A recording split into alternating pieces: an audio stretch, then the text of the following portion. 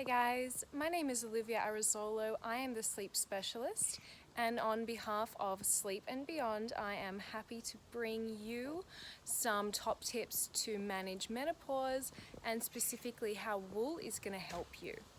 So obviously with menopause, one of the main challenges you're facing is night sweats, which is really interrupting your quality sleep.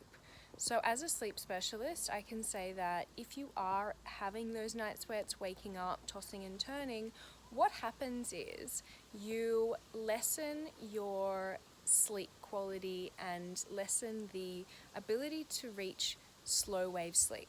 Slow wave sleep is really important for mental clarity. So what happens is when you have slow wave sleep, you have a detoxification of a neurotoxin called beta amyloid. Beta amyloid leads to confusion and memory loss. So for this reason, it's so important for mental clarity to attain deep quality sleep. And linking this back to